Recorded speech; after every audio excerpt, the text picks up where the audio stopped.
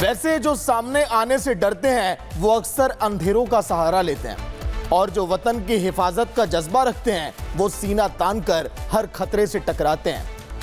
अनंतनाग में आतंकियों ने एक बार फिर कायराना वार किया, लेकिन एक ऐसी गोली के बाद हिंदुस्तान के सुरक्षा बल आतंक के पूरे नेटवर्क को जवाब देते हैं। नए भारत में शहादत का हिसाब सिर्फ एक आतंकी से नहीं बल्कि उसके पूरे मंसूबों को मिटा कर लिया जाता है। देखिए आप।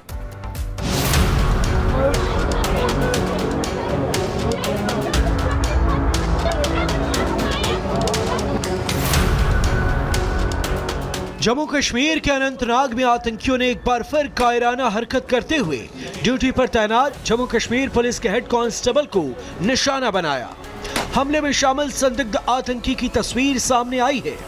अब आतंक के पूरे नेटवर्क को तोड़ने की कार्रवाई तेज हो चुकी है।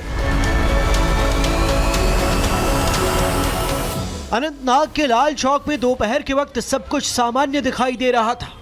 अमरनाथ यात्रा की सुरक्षा ड्यूटी पर तैनात जम्मू कश्मीर पुलिस के हेड कांस्टेबल अपनी जिम्मेदारी निभा रहे थे। तभी एक हमलावर ने बेहद नजदीक से उन पर गोली चला दी। गंभीर रूप से घायल हेड कांस्टेबल आशिक हुसैन को तत्काल अस्पताल ले जाया गया, लेकिन डॉक्टर उन्हें बचा नहीं सके। इस हमले ने एक बार फिर साफ कर दिया है कि आतंकवादी आमने सामने लड़ने की हिम्मत नहीं रखते। वे सुरक्षा व्यवस्था को चुनौती देने के लिए छिपकर और अचानक हमला करने जैसी कायराना रणनीति अपनाते हैं। लेकिन इस बार गोली चलने के कुछ ही मिनटों बाद पूरे इलाके को सुरक्षा बलों ने घेर लिया। हर रास्ते पर निगरानी बढ़ा दी गई और आतंकियों के बच निकलने के सभी संभावित रास्तों पर सख्त नाकेबंदी कर दी गई। संदिग्ध आतंकी की तस्वीर आई सामने। तस्वीर में AK-47 जैसी राइफल दिखी। हाई अलर्ट पर सुरक्षा एजेंसियां। OGW यानी मददगारों पर भी शिकंजा। हमले के बाद शुरू हुई कार्रवाई केवल सर्च ऑपरेशन तक सीमित नहीं रही। सुरक्षा एजेंसियों ने अनंतनाग के साथ साथ पुलवामा, शोपिया और कुलगाम तक आतंकवाद विरोधी अभियान का दायरा बढ़ा दिया। दर्जनों संदिग्ध ओवरग्राउंड वर्कर्स को हिरासत में लेकर पूछताछ शुरू की गई, क्योंकि जांच एजेंसियों का मानना है कि किसी भी आतंकी हमले के पीछे स्थानीय मददगारों का नेटवर्क अहम भूमिका निभाता है। हमले में शामिल संदिग्ध की तस्वीर सामने आने के बाद जांच और तेज हो गई है। तस्वीर में हथियार के साथ दिखाई दे रहे हमलावर की गतिविधियों, उसके संपर्कों और उसके मूवमेंट की कई स्तरों पर पड़ताल की जा रही है। एजेंसियों का फोकस अब सिर्फ ट्रिगर दबाने वाले तक सीमित नहीं बल्कि पूरे आतंकी तंत्र को उजागर करने पर है। सुरक्षा बलों ने की इलाके की घेराबंदी। 4 जिलों में एक साथ कॉम्बिंग ऑपरेशन। हिरासत में संदिग्ध मददगार।